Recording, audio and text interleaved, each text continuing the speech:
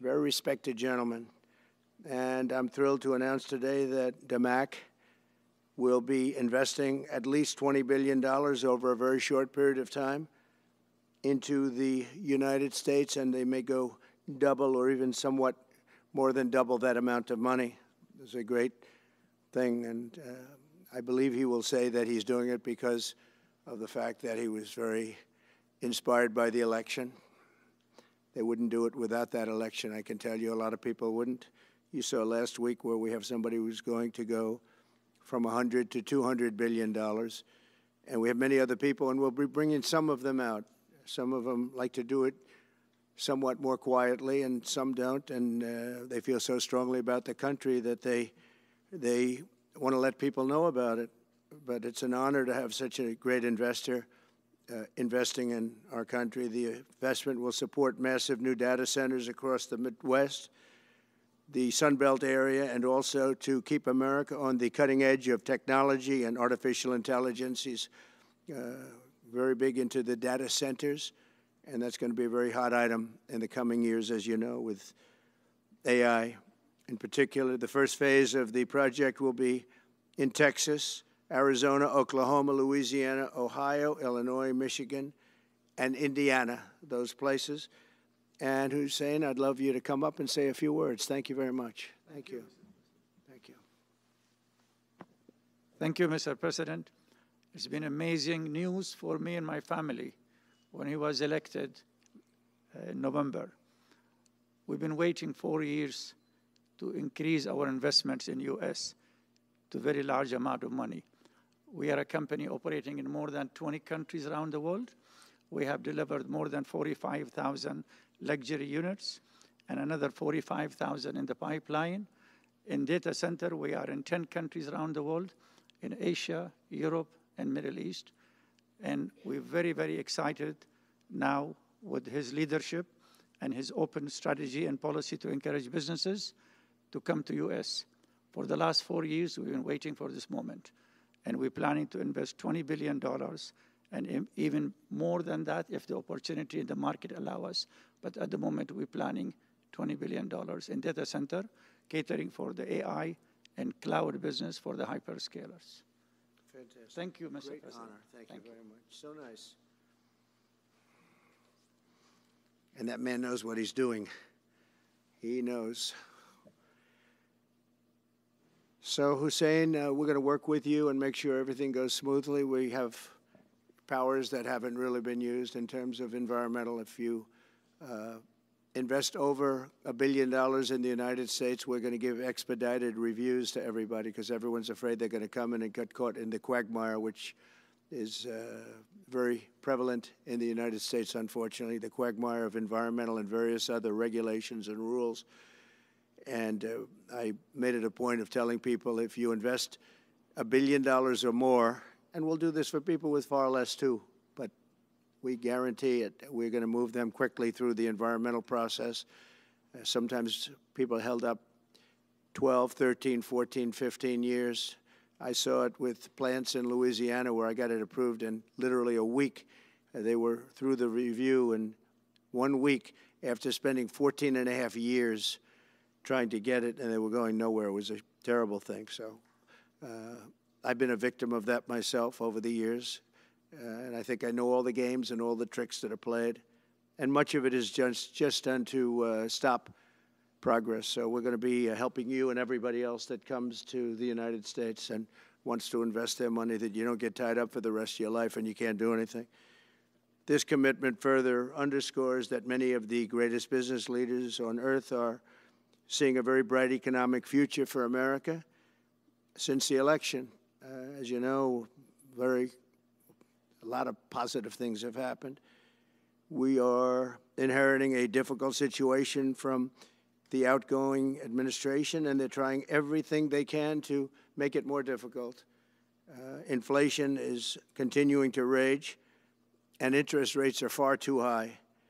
And I've been disappointed to see the Biden administration's attempt to block the reforms of the American people and that they voted for. We had a landslide election. We won every swing state. We won the popular vote by millions and millions of people.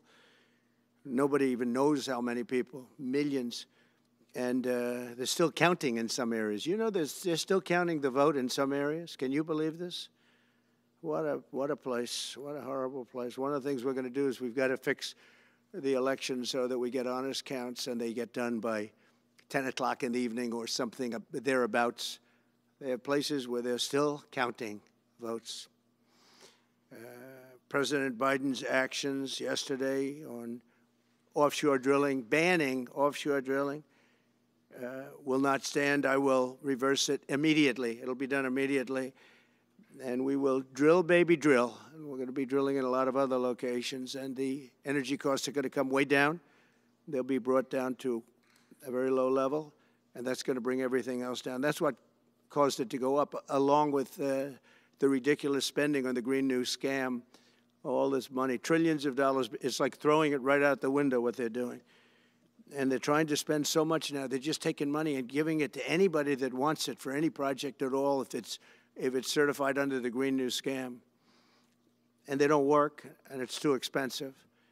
And, you know, they told me that we're going to do everything possible to make this transition to the new administration very smooth. It's not smooth because they're doing that. They're playing with the courts, as you know. They've been playing with the courts for 4 years, probably got me more votes because I got the highest number of votes ever gotten by a Republican, by far, actually, by a lot.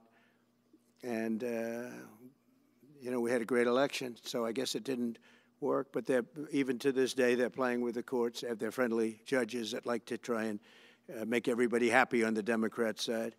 It's called lawfare. It's called weaponization of justice, and it's happened at a level nobody's ever seen before. So many.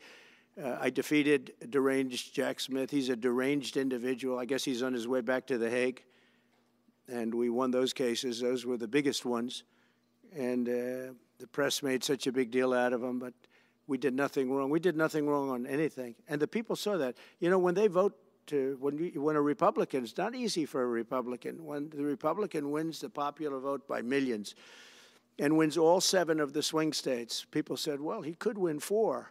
We won all 7, and we won them by a lot. That tells you we won. That tells, and they've been watching this injustice. I call it the Injustice Department. What they've done is so bad. The whole world has watched that. And it took work, but it got me a lot of votes because when explained, I mean, we have a judge in New York who's a very crooked judge. I'm under a gag order. I can't even talk about aspects of the case that are the most vital aspects. I'm under a gag. Do you know that I'm the president-elect of the United States of America? I'm a former very successful president. We had the greatest economy in the history of our country. We had borders that were sealed and beautiful. Everything was good. We had no wars. We defeated ISIS. We had no wars. Now I'm going into a world that's burning with Russia and Ukraine, with Israel. You took a look at that attack on October 7th, the attack on Israel, with the horrible way they got out. Not the fact that they got out. I would have been out before them. But we would have been out of Afghanistan with dignity and strength as opposed to looking like a bunch of fools with 13 dead and many, many badly, horrifically injured. Nobody ever talks about them. No arms, no legs. Nobody ever talks about them. The way they got out was outrageous, leaving billions of dollars of brand new military equipment that I bought in the hands of the Afghans and specifically the Taliban. It's the group. And we were doing very well. We would have been out. We would have been respected. I think it's one of the reasons it was so badly handled, that withdrawal where people are jumping onto airplanes, falling off the sides of airplanes when they're 3,000 feet in the air. And nobody's ever seen anything like that, the worst. And because of that, I think Russia went and attacked Ukraine. When they saw that, they said, these guys are incompetent. They don't know what they're doing. But we know what we're doing now. And that's going to all end. And we have a great military. I defeated ISIS, as you know. We're in no wars. I just finished a couple. And we got also our soldiers guarding Syria and Turkey. We're in the middle. We had 5,000 soldiers. They would have been gobbled up with 2 armies. We had one army, 300,000. We had another one, 500,000 or 600,000. looking, getting ready. We had 5,000 people in the middle. I said to a general, how do 5,000 people do in that case? And the general just looked at me and said, not well, sir, not well. And I took him out. And you know what happened? Nothing. I got criticized. I saved 5,000 lives, actually. And we did a great job, and we're going to do an even better job because now we have a tremendous amount of experience. We have people that I can rely on. But the 625 million acres, people can't realize, it's like the whole ocean. Take an acre. You know, an acre, you have a house on a half an acre, on a quarter of an acre, or an acre. If you have an acre, you have a big deal. Now you multiply that by 625 million acres. It's like, feels like the whole ocean. And that's our strength, you know. People can say we manufacture, we don't manufacture. The thing we have oil and gas more than anybody in the world. We're going to have more of it, too. But they took away 625 million acres of offshore drilling. Nobody else does that. And they think they have it, but we'll put it back. I'm going to put it back on day one. I'm going to have it revoked on day one. We'll go immediately if we need to. I don't think we should have to go to the courts. But if we do have to go to the courts, you know, they try to be sneaky. They go in and they sign. Remember, this is a man that said he wants the transition to be smooth. Well, you don't do the kind of things. You don't have a judge working real hard to try and embarrass you, because I did nothing wrong. By the way, I did nothing, absolutely nothing wrong. If I did something wrong, I wouldn't be standing here right now because I've won all these cases. Nobody's ever won so many cases as I have against the Justice Department. I mean, Jack Smith had cases all over the place. People were being subpoenaed. Lives were being ruined. They were spending everything they had, money. We were helping them out. We had to. They were subpoenaing people that had no idea what they were even talking about. That's a sick group of people. And it was all to influence the election. It was all a fight against a political opponent. We've never had that in this country. We have had that in certain countries. We've had that in third-tier countries. We've had that in banana republics, but we've never had that in a place like the United States.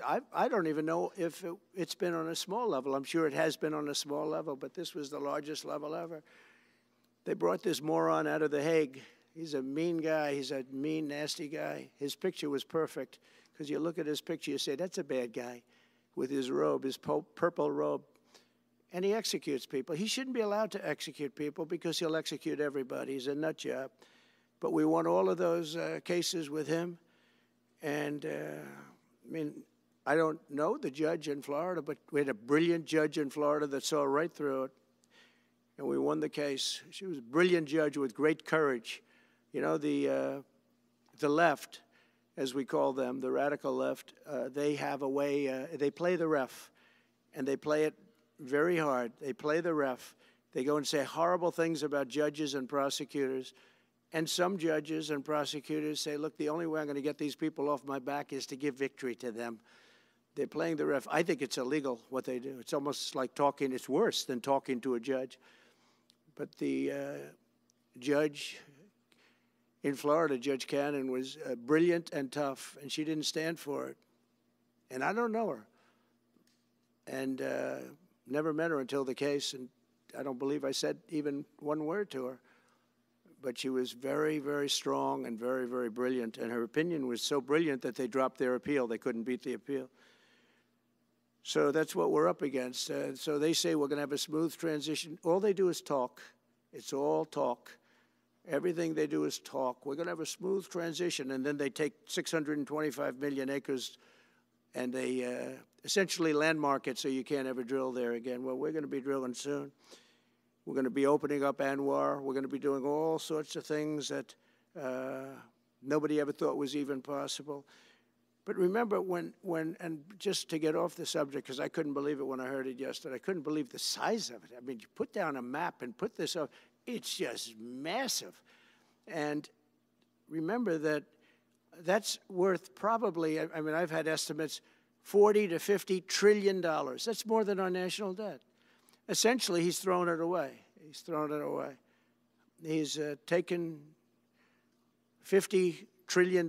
So if we owe $35 trillion, He's taken $50 trillion of value and thrown it right out the window. We can't do that. Nobody can do that. One other thing he did yesterday, which was in many ways worse, it's hard to believe it can be worse.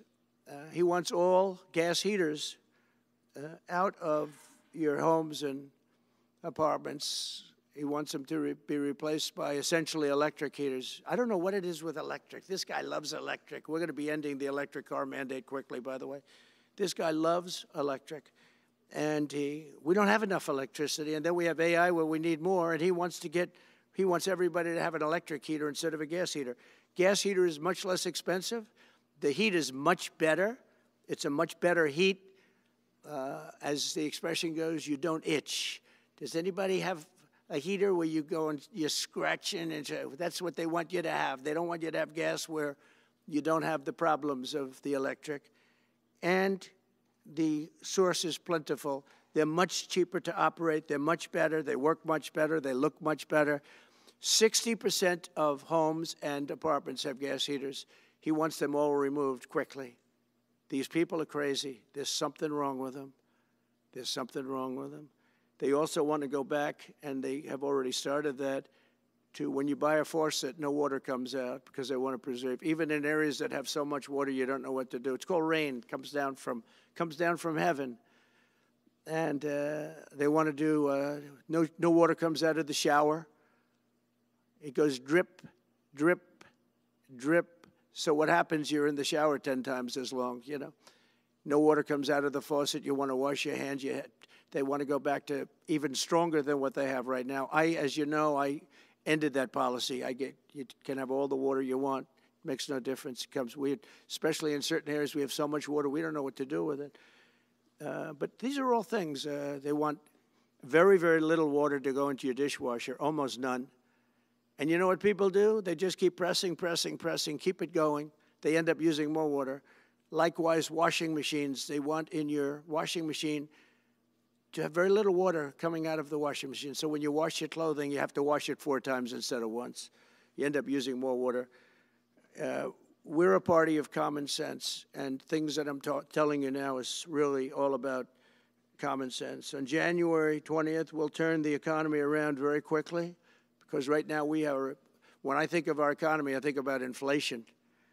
That's what we have. We have inflation, I believe, at a level that we never had before. There's never been anything like it. And over the next 4 years, the United States is going to take off like a rocket ship. But really, it's already doing it.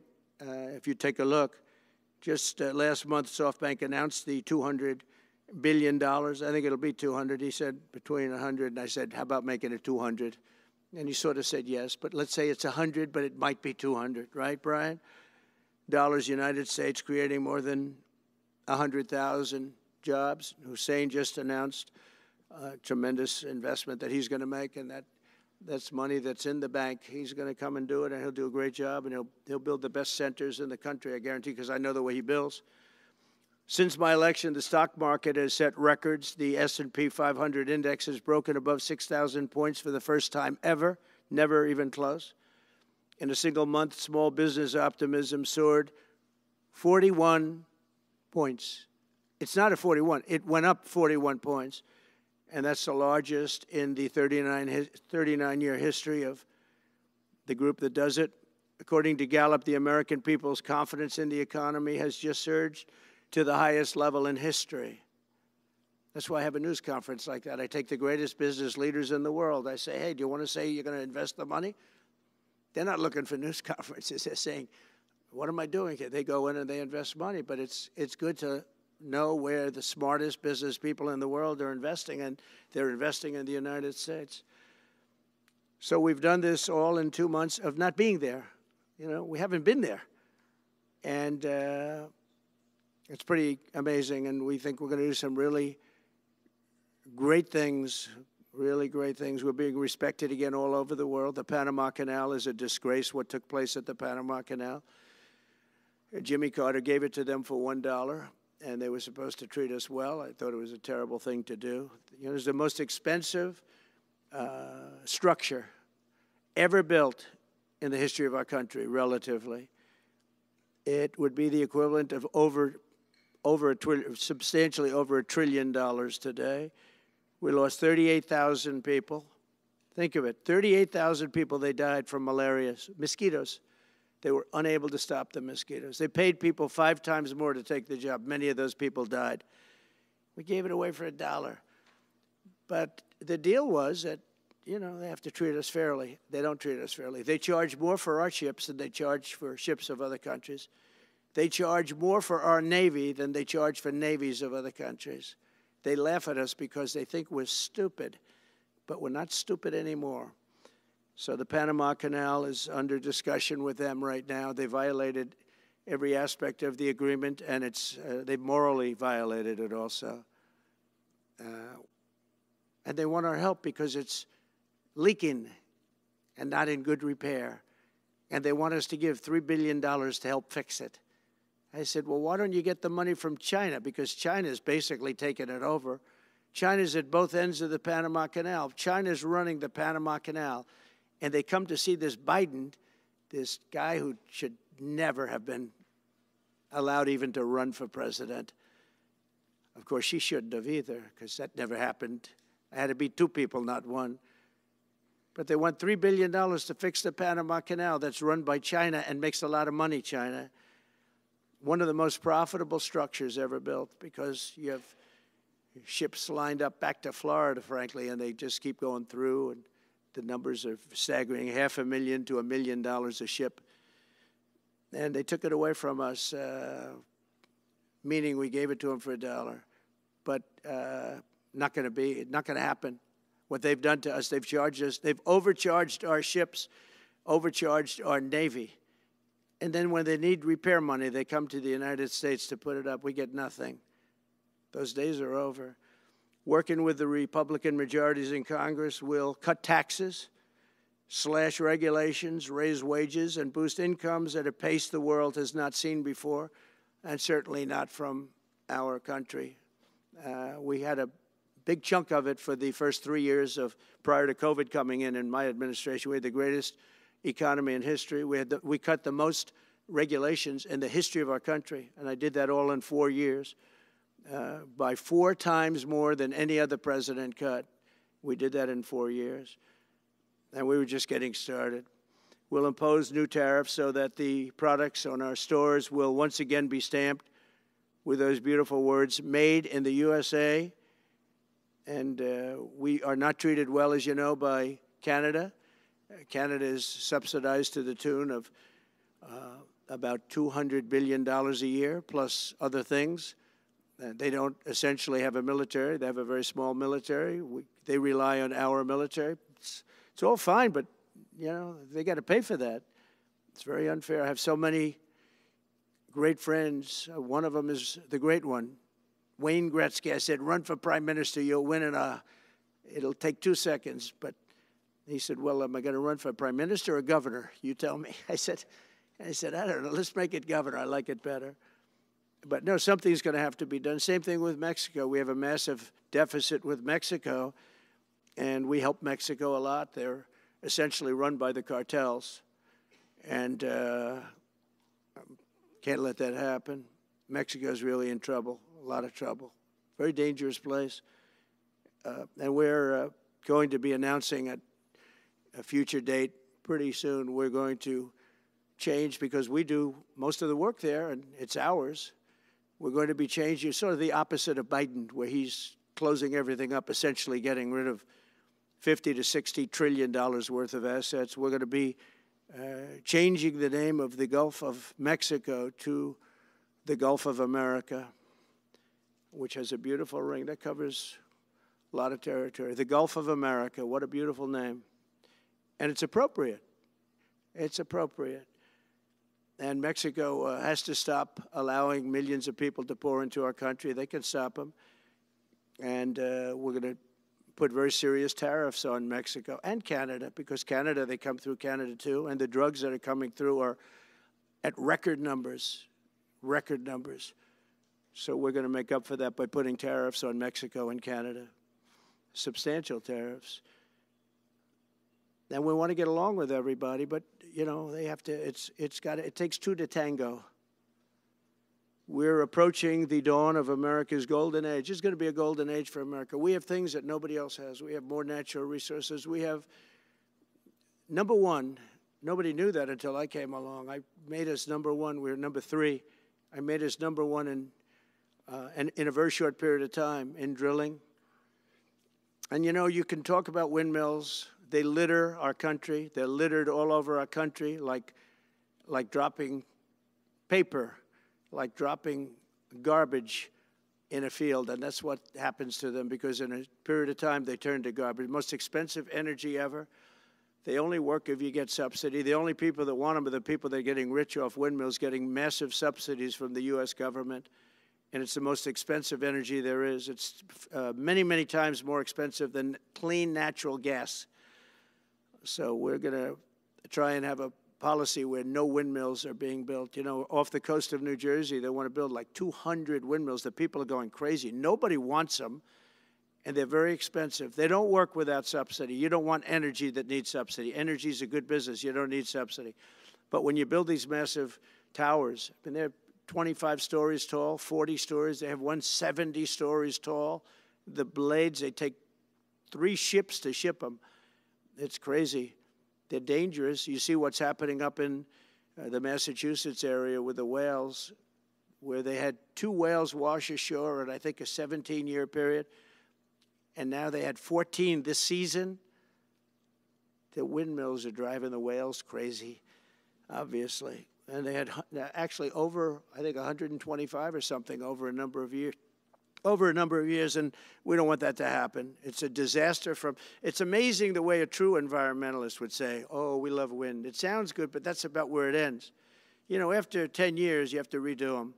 And what happens is they don't do that. They let them stand and they rust, and they say, because of the environment, I'm not a believer in this, but they say you can't, because it's a certain fiberglass, that the blades cannot be buried in earth, that's an environment. So what do you do with them? What do you do with them? And I don't know if you've ever gone to Palm Springs, California, or any of these places where you have long-term windmills standing. They're a disaster. They're rusting, rotting, closed, falling down. This is as you enter Palm Springs. And they put new ones next to them because nobody wants to take them down, because why should they take them down? It's very expensive to take them down. And you can't do anything with them because the blades, you can't bury them because of the environmental protection. We'll look at that. Doesn't make sense, but that's what they say. So we are at the beginning of a great, beautiful golden age of business. And I think we're also at a golden age of common sense, because everything I'm saying to you, from a simple water faucet that doesn't allow water to come out appropriately, to all of the other elements of what we do and what we're going to do, to take $50 to $60 trillion off our country's balance sheet because some man that has no idea what he's doing, he has no idea. You know it, I know it, the Democrats know it. What they did is a crime by allowing that to happen. And I'll bet you, if you asked him today, how much acreage did you submit? Essentially, did you destroy? You destroyed the economic viability of drilling in the ocean. And with AI coming along and all, you know, a lot of people don't realize that AI is going to be a big thing, but you'll need double the electricity at least that we have right now. So right now we produce electricity for many, many different things. AI is a very big deal in terms of the future. China is already building electric facilities, big, bold electric facilities. And you know how they're being fired up? With coal. They're being fired up with coal. And we're going to build bigger and better ones. People like Hussein that are doing the same thing as he is. I'll bet they don't do it as well because I know how he does it, but they're doing a lot of things. The problem is they can't get their permits because I say build the plant with the building. So with the structure, build the plant, because if you go into grid, the grids are old. So they said, that's a great idea. In other words, build your electric facility alongside of your plant. And you could have extra output if you want, because once you build it, you can make it larger pretty inexpensively. You could have extra output, which you'll sell to the public, but build it with the plant, and people are loving that idea. So we're going to have a lot of fun making America great again, and it's going to happen, I think, very, very quickly. It's already happened. So I would say this, and this has been pretty openly reported by the news. There's never been anything like what's happened in the list. Since we won the election, a couple of months, since we won the election, the whole perception of the whole world is different. People from other countries have called me. They said, thank you, thank you. The perception of the whole world is different. We're going to have to settle some big problems that are going on right now. We're going to have to settle up with Russia, Ukraine. That's a disaster. I look at numbers every week, the number of people being killed in that war. People don't know, mostly soldiers now. But the towns have been obliterated. This was a Biden fiasco that that should have never happened. If we had a real president, if we had a president that knew what he was doing, Russia would have never, ever gone in. But they did go in, and we have a mess. The cities are all blown up. The people have largely left. And the soldiers are killing each other at levels that haven't been seen since the Second World War. So we'll have to get that one straightened out, too. That's a tough one. Much tougher than it would have been before it started, I can tell you that. A deal could have been made just by an average deal maker. Deal could have been made on that. So thank you all for coming. We'll take a couple of questions. Yeah. Go ahead, please. President, thank you. Wanted to touch on the world on fire that you mentioned, but let's start, if we could, with your references to Greenland and the Panama Canal, so forth. Can you assure the world that as you try to get control of these areas, you are not going to use military or economic coercion? No. And can you tell us a little bit about what your plan is? Are you going to negotiate a new treaty? Are you going to ask the Canadians to hold a vote? What is the strategy? Yeah. I can't assure you, you're talking about Panama and Greenland. No, I can't assure you on either of those two. But I can say this, we need them for economic security. The Panama Canal was built for our military. I'm not going to commit to that now. It might be that you'll have to do something. Look, the Panama Canal is vital to our country. It's being operated by China. China. And we gave the Panama Canal to Panama. We didn't give it to China. And they've abused it. They've abused that gift. It should have never been made, by the way. Giving the Panama Canal is why Jimmy Carter lost the election, in my opinion, more so maybe than the hostages. The hostages were a big deal. But if you remember, and nobody wants to talk about the Panama Canal now because, you know, it's inappropriate, I guess, but because it's a bad part of the Carter legacy. But he was a good man. Look, he was a good man. I knew him a little bit, and he was a very fine person, but that was a big mistake. Giving the Panama Canal to Panama was a very big mistake. We lost 38,000 people. It cost us the equivalent of $1 trillion, maybe more than that. Probably the most expensive, they say it was the most expensive structure, if we call it a structure, which I guess you can, ever built. And giving that away was a horrible thing. And I believe that's why Jimmy Carter lost the election, even more so than the hostages. Those two things. If I could just follow up on Ukraine and Iran, the two negotiations you'll be heading into. On Ukraine, you said just before it's a lot more complicated now. Much more complicated. Do you believe... Because it would have never started. Right, but it has started. Well, not only started, the cities are largely knocked down. So you've got what you've got. At this point, to hold on to leverage in dealing with President Putin, would you make a commitment to the Ukrainians that you will keep supporting them during the negotiations? Well, I wouldn't tell you if that were the case. Would you make a commitment to provide a security guarantee if they do enter into an armistice or a ceasefire along the lines that the French and the Germans? So, you know, a big part of the problem was Russia for many, many years, long before Putin said you could never have NATO involved with Ukraine. Now, they've said that. That's been, like, written in stone. And somewhere along the line, Biden said, no, they should be able to join NATO. Well, then Russia has somebody right on their doorstep, and I could understand their feeling about that. But there were a lot of mistakes made in that negotiation. And when I heard the way that Biden was negotiating, I said, you're going to end up in a war. And it turned out to be a very bad war. And it could escalate. That war could escalate to be much worse than it is right now. They can never join NATO. Well, my view is that it was always understood. In fact, I believe that they had a deal, and then Biden broke it. They had a deal which would have been a satisfactory deal to Ukraine and everybody else, but that Biden said, no, you have to be able to join NATO. And that's always been, and nobody knows more about NATO than I. You know, years ago when I first started this, I didn't know too much about NATO, but I got it right anyway. I said they're taking advantage. I'm the one that got, and the Secretary General was here, as you know, 2 weeks ago, saying that if it weren't for me, NATO wouldn't even exist right now, because I raised from countries that weren't paying their bills. At that time, 28 countries, 20 of them were not paying their bills, 21 to be exact. They weren't paying, or they were paying a very small portion. And I raised over $680 billion, that was the number he gave, by saying, if you don't pay, we're not going to protect you. And as soon as I said that, the money came pouring in. But Obama could have said it. Other people could have said it. Bush could have said it. Nobody said it but me. I took a lot of heat. They said, oh, that's a threatening statement. Well, they weren't paying their bills. I said, we're not going to protect you if you're not paying the bills. So in a true sense, I saved NATO, but NATO's taken advantage of us.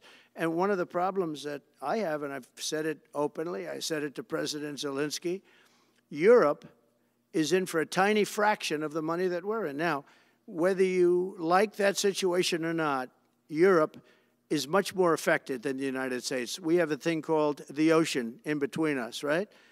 Why are we in for billions and billions of dollars more money than Europe? And, you know, they're a similar size, a little smaller, but they're a similar size economy as the United States when you add them up.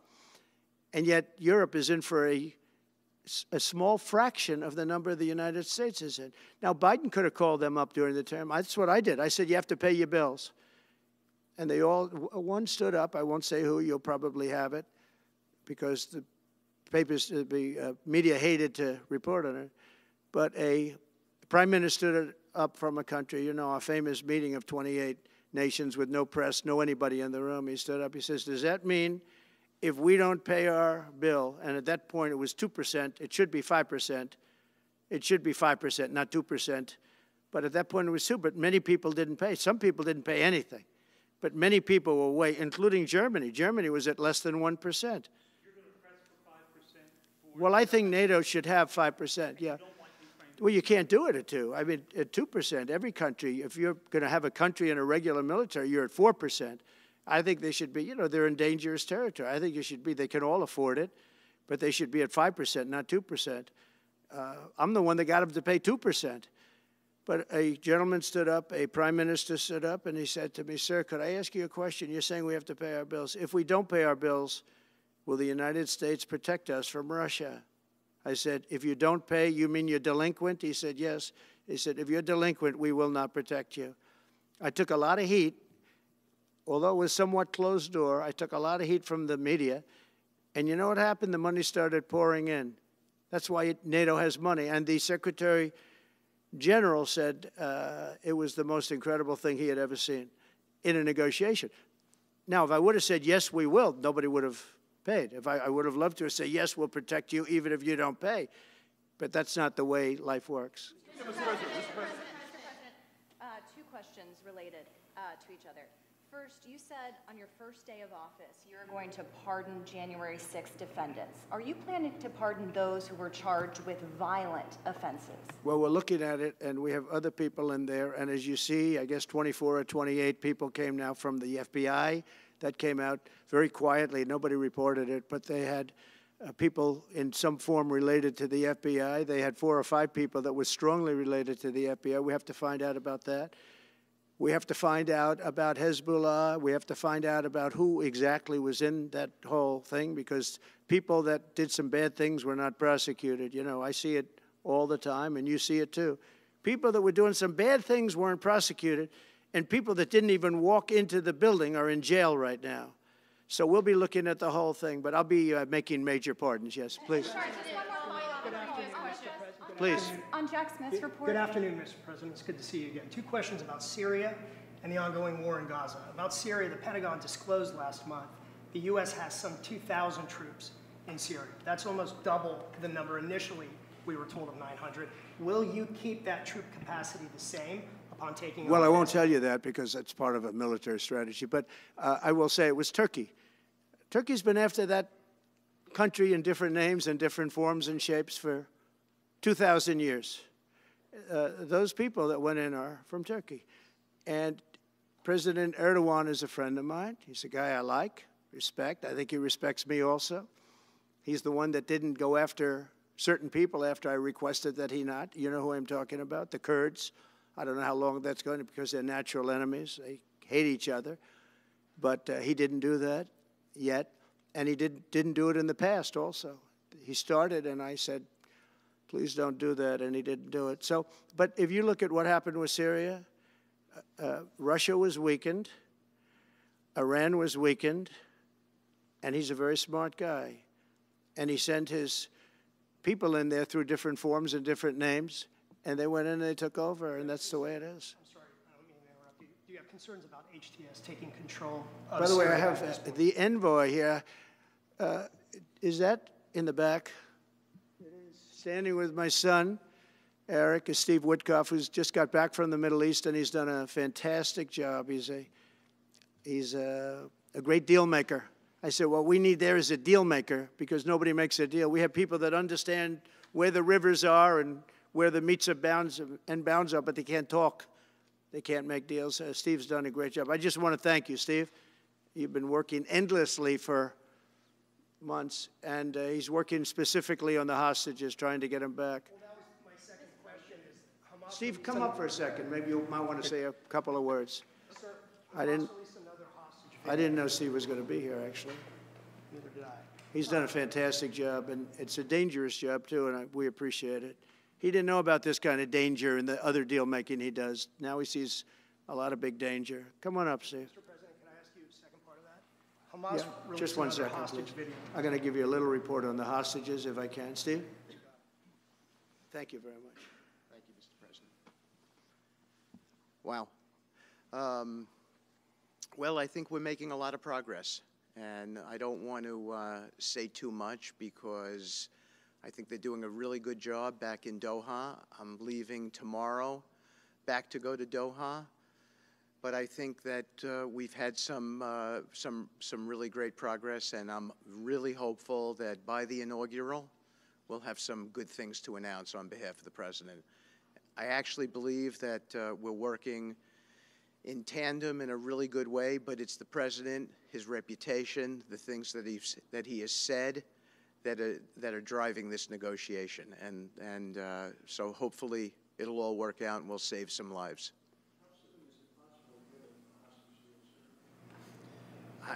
I believe we've been on the verge of it. I don't want to discuss sort of what's delayed it. There's no point to be negative in any way.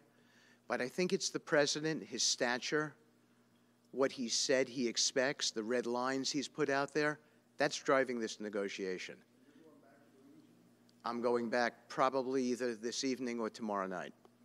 Are you confident there'll be a deal before January 20th, or is that something that's likely to happen, if there's a deal even at all? And we've been hearing this now for the better part of... I know. I would say... They better be. Right. I would say that the President is exasperated. I don't want to talk for him, but look, I don't know anyone who delegates better than President Trump. He gives us a lot of authority to speak on his behalf, and he exhorts us to speak emphatically. And emphatically means you better get it, you better do this, because the alternative... Do you think they're waiting for President Trump to take office? No, I think they heard him loud and clear. Better get done by the inaugural. But when you say all hell will Before be I paid, take all hell must be paid if they don't release the You know what that hostages. means, don't you? Well- Do I have to define it for you? Look, all No, I know hell you're not will gonna break out. telegraph If what those those- hostages aren't back, I don't want to hurt your negotiation. If they're not back by the time I get into office, all hell will break out in the Middle East. And it will not be good for Hamas, and it will not be good, frankly, for anyone. All hell will break out. I don't have to say anymore, but that's what it is. And they should have given them back a long time. They should have never taken them. There should have never been the attack of October 7th. People forget that. But there was, and many people are killed. They're no longer hostages. I have people from Israel and others calling, begging me to get, you know, we had also people there from the United States, just so you know.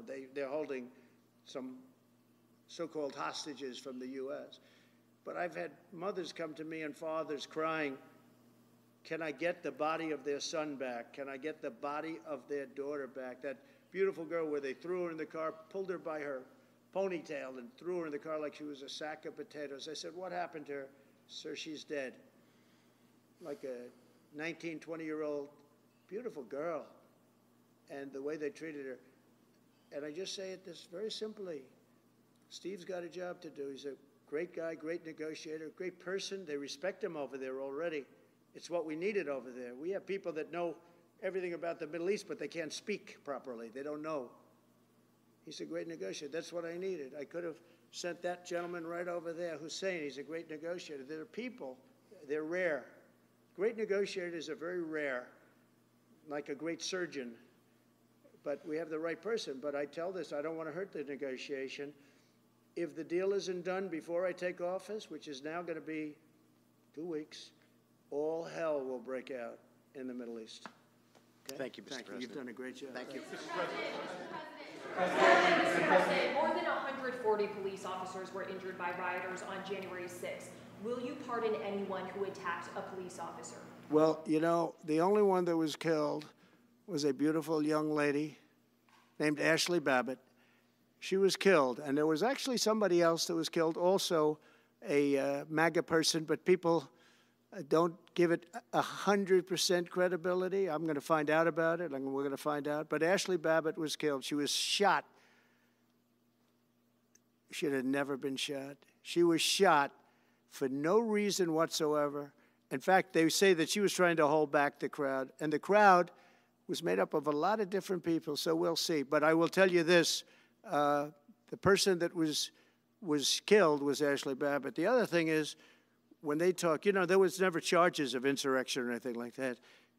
But if there were, this would be the only insurrection in history where people went in as insurrectionists with not one gun, okay? And let me tell you, the people that you're talking about have a lot of guns in their home for hunting and for shooting and for entertainment, a lot of good reasons. But there wasn't one gun that they found. And why didn't they find the bomber, the pipe bomber? You know, they know who the pipe bomber is. The FBI knows who it is. The status of the FBI has gone down so far, and the status of the DOJ, or as I call it, the Department of Justice, it's the Department of Injustice. It's being laughed at all over the world.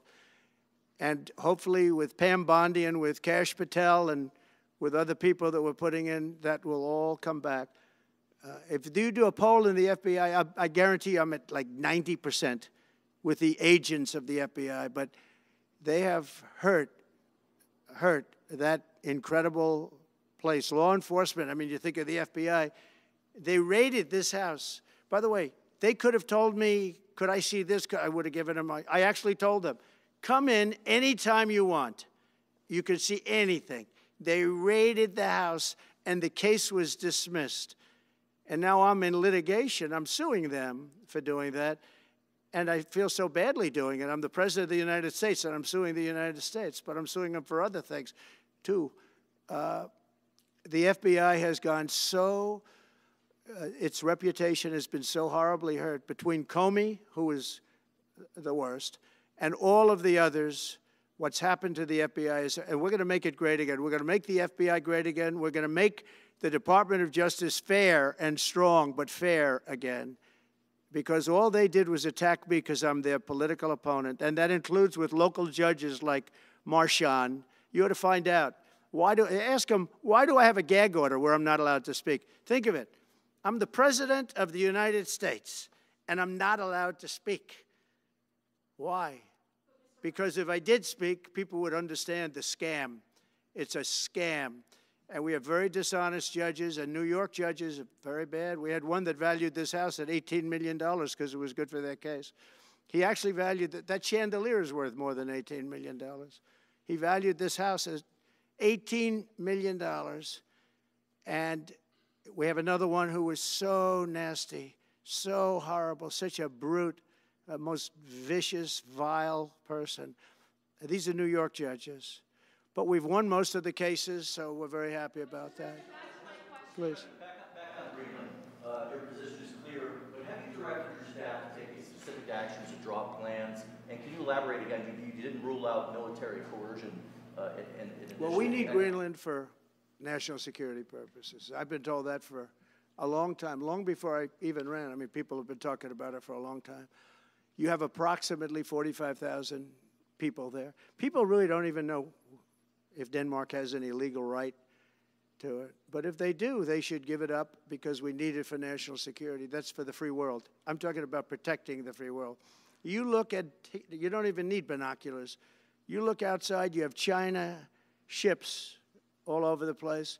You have Russian ships all over the place. We're not letting that happen. We're not letting it happen. And if Denmark wants to get to a conclusion, but nobody knows if they even have any right, title, or interest. The people are going to probably vote for independence or to come into the United States. But if they did do that, then I would tariff Denmark at a very high level. Have you asked your staff to draw plans for acquisition? I mean, are you actively No, we're pursuing not at that stage, but we have people. I haven't even entered office yet. Secondly, sir, Elon Musk has drawn some criticism and a lot of attention for some of his actions and provocative statements about foreign affairs, including in Europe. Your reaction to that, is that appropriate for... You mean where he likes people that tended to be conservative? I don't know the people. I could say Elon's doing a good job, very smart guy. I don't know the people you're talking about. He was, I know he said some negative things about a couple of people that are running for office, but that's not so unusual. Yes, please. I wanted to ask you about Ukraine and Putin. How soon do you anticipate going to meet with Putin to discuss the Ukraine situation? Well, I can't tell you that, but I know that Putin would like to meet. I don't think it's appropriate that I meet until after the 20th, which I hate, because, you know, every day people are being, many young people are being killed, soldiers. You know, the land is very flat, and hundreds of thousands of soldiers from each, many hundreds of thousands from each side are dead, and they're laying in fields all over the place. Nobody to even collect. There's landmines all over. It's a disaster. But it's very flat. It's great. It's farmland, and it's very, very flat. And the only thing that stops a bullet is the human body. And the human body is stopping a lot of bullets. Within the I hope first so. 3 to 6 months?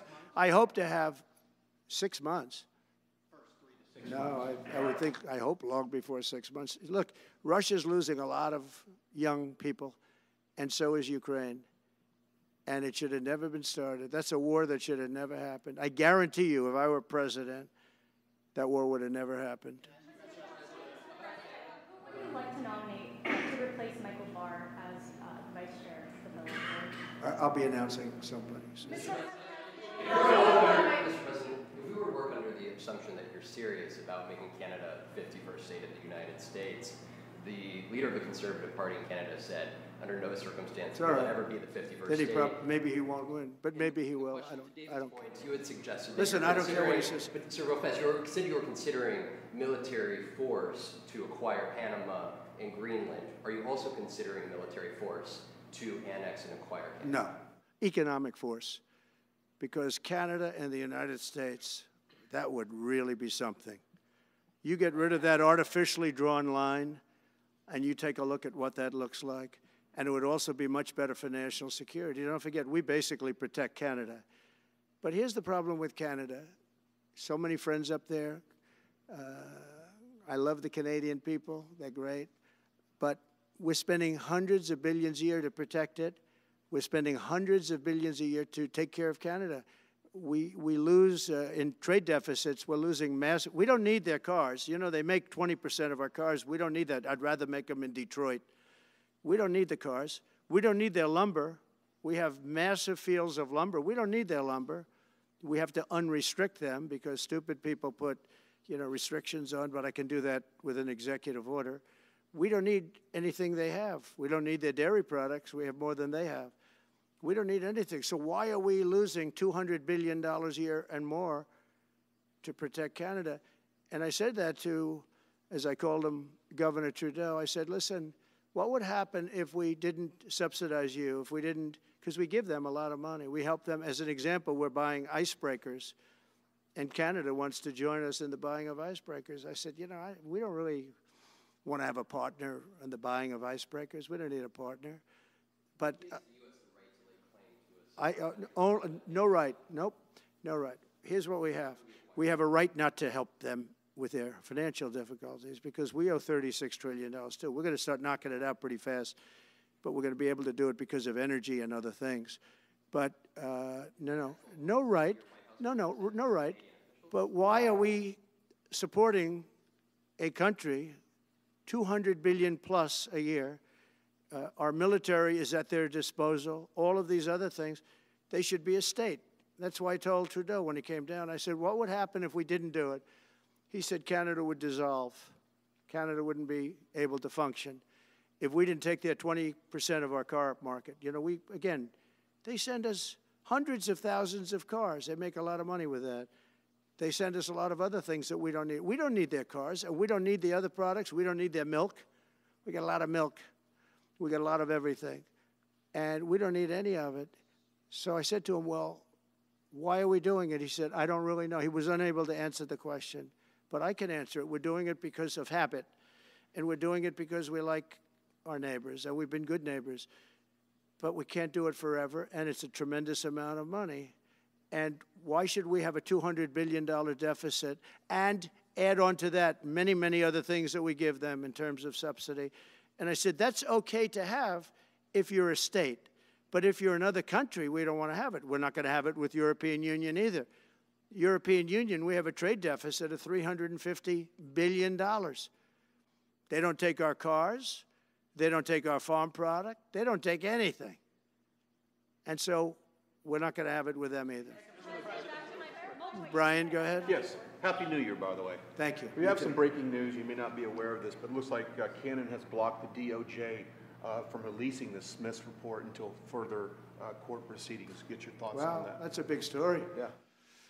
So if I get it right, the fake witch hunt started by the DOJ having to do with books and records, and Biden had many more, and he wasn't protected by the Presidential Records Act, I was. But all of that fake stuff that took the lives of people, I mean, literally destroyed people. People are destroyed because of what they did, destroyed. But we got to be president. But Biden did it for 40 years. He did it when he was a senator. That was illegal. And they ruled it was illegal. How about that? They said, it's illegal, but he's unfit to stand trial. So he can stand and be president of the United States, but the prosecutor found that he's unfit for trial. I was going to use that as a major talking point, but I never got to use it because all of a sudden I had a new candidate who was also sort of unfit to stand trial, right? But so what you're saying is that the judge just blocked the, so Cannon was thrown off the case. They dropped their appeal because he had no case. They dropped all of that, the lawsuits against us. They lost the lawsuit. So this is deranged Jack Smith. So he dropped the lawsuits. He was told to by the DOJ because they had no lawsuit. They lost in court in front of a very strong and a very brilliant judge. They lost in court, and that pertained to other cases in other courts. So he wanted to do a report just before I take office, probably. So he'll do like a 500-page report, and it'll be a fake report just like the investigation was a fake investigation. And I said, well, wait a minute. This guy was thrown off in disgrace. In disgrace. He's going back to The Hague or wherever they're going to send him. In disgrace. Because he failed so badly. Because it was a fake case against a political opponent. They thought they were going to use this to beat me. So what you're saying is, I'm just hearing that they're not allowed to issue the report. So if they're not allowed to issue the report, that's the way it should be. Because he was thrown off the case in disgrace. Why should he be allowed to write a fake report? It'll only be a fake report. That's great news. Yeah. Good. And if I can just follow up real quickly, you want to comment, many Americans are angry that we're sending millions of dollars every month to the Taliban. Do you anticipate? It's not even believable. Billions of dollars, not millions, billions. We pay billions of dollars to essentially the Taliban, Afghanistan. And that's given by Biden. That's the same man that took away $50 to $60 trillion worth of value from the United States. Think of it. Probably our most valuable asset. Took away our most valuable asset. This can't be allowed to happen. We are now a nation of common sense. When he does that, 625 million acres, this can't be allowed to happen. Thank you for the information. Yes, sir. Most other people probably knew about it, but they wouldn't have told me, right? Mr. President, on the campaign trail, you vowed to bring down the prices at grocery stores very fast. Yeah, we will do it fast. But then you recently told Time Magazine that bringing down prices would be very hard. So what can the American people expect when you get into office? It's always hard to bring down prices when somebody else has screwed something up like they did, but we'll bring them down, we'll get them down. Energy is going to bring down prices. We're going to have a lot of energy, and energy is what brought it up. Energy and their bad spending is what brought it up, and energy is going to bring it down. We're going to have prices down. I think you're going to see some pretty drastic price reductions. As an example, food, bacon, ham, apples, everything has gone through the roof. It's one of the reasons I won. So as you know, I said it, inflation was one of the reasons I won, but I think the biggest reason I won was the fact that they are allowing prisoners to come into our country. They released their prisoners, their murderers. Thousands of murderers are now walking around the streets of our cities and farmland all over, murders, people that have killed. Many, 32% have killed more than one person. They released them from their jails, their prisons, and their mental institutions and insane asylums into our country. I believe that's the reason we got such a large vote. All right, maybe one or two more questions. Yeah, please, go ahead. Go ahead, you go. Sir, can you, President Carter is laying in state today in Washington. You had some harsh words for him about the Panama Canal. Is there any disconnect there? Do you feel a little bit bad about doing that on this day? No, I liked him as a man. I disagreed with his policy. So, hey, he thought giving away the Panama Canal was a good thing. I think it cost him the election.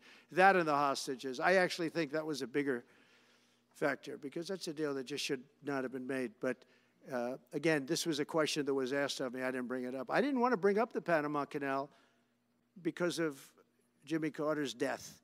But people don't bring it up. But you know, you and other people have asked me about it. No, it's a deal that I was very strongly against. I was a young guy when this took place, but just why would we spend all of that money, lose 38,000 people to malaria, the mosquito?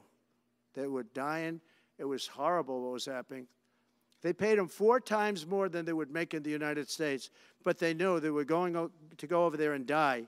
And they died in the jungles of malaria. There was nothing we could do to stop it. 38,000, and then we gave it away for $1.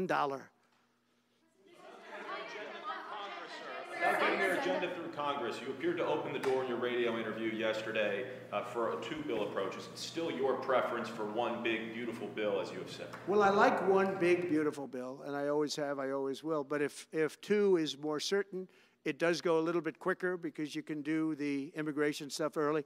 Now, you have to understand, for immigration and for the wall, we won the case on the wall. You know, they tried to sell the wall for 5 cents on the dollar, by the way. And we had, fortunately, a judge that stopped that. But they were already discarding the wall. And 5 cents on the dollar. And you know what they were doing? They were calling us up and saying, we'll sell it back to you at 200 cents. In other words, double what we paid for it. So they were going to buy it from this guy for 5 cents on the dollar. They were making deals. And fortunately, we had a very smart judge that stopped it cold. I think he called for an investigation, too, and he should. But think of it. They were selling the wall that was exactly the wall that the Border Patrol wanted. That was designed by them. Steel, concrete, rebar, exactly as they want. Very, very heavy steel, very powerful steel, hard to cut. Very, very heavy 7,000-pound concrete, which is a very strong concrete. Everything was top of the line. Very expensive. Would be double what we paid for it then, 6 years ago. But let me just tell you, they were selling it for 5 cents on the dollar to people, and those people were calling us, asking us to pay them 200 cents because it's a good deal because we can have it immediately. And you know what immediately is? Just leave it in place. No, the papers haven't written that, though.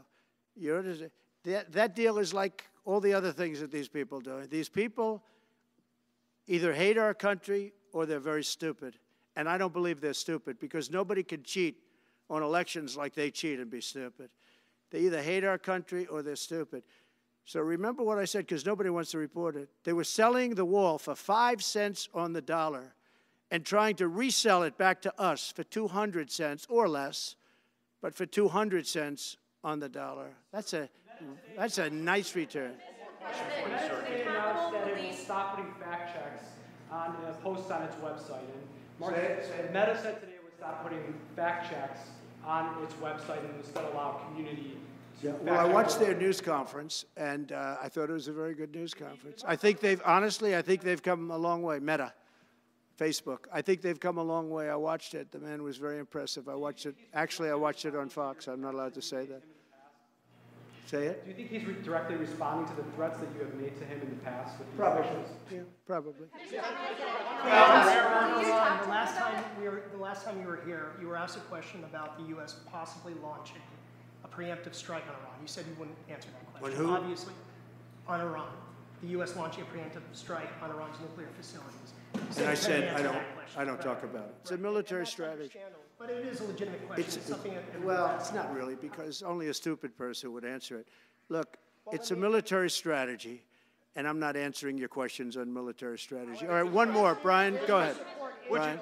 Could you give us a preview of what you might be talking to leaders of Congress who are expected to come here in the next couple of days? And you've got a very supportive Congress behind you. They're great. So we have a wonderful Republican Congress. We have a leader that I have a lot of confidence in. I think he's going to be, hopefully, a great leader, a great speaker. And we have a leader, by the way, in the Senate I think has been great. John Thune has been doing a fantastic job. But it goes through the House first. And the question is whether or not we do the two bills or one bill. And, you know, look, I can live either way. I like the idea of the one big bill, but I can live either way. But they'll be coming down. The senators also will be coming down. And then ultimately we'll be meeting in the White House in a few weeks. But right now this is the winter season. You know, they sort of call this the winter White House. It was built, I don't know if you know this, Marjorie Meriwether Post and E.F. Hutton built this. It was the greatest of all the estates in our country. And I saved it, and I got a lot of credit for saving it. Most of these big, great houses have been knocked down in Palm Beach, just about all of them, actually. And they, you know, you'd build 10 mansions on one site, but we saved it. But this was built as the Southern White House, and she gave it to the government. And, by the way, Jimmy Carter gave it back. He said it's too expensive for the United States. So I didn't realize that. Real quick, I was just told. Actually, Jimmy Carter, Nixon was through Watergate. He came down. Nixon came here once, and he thought it was incredible. But he had a thing called Watergate, if anybody remembers that. And so he had other things on his mind, to put it mildly. And Jimmy Carter felt that it was too extravagant for the country. So fortunately for me, he gave it back to the foundation, and I bought it from the foundation.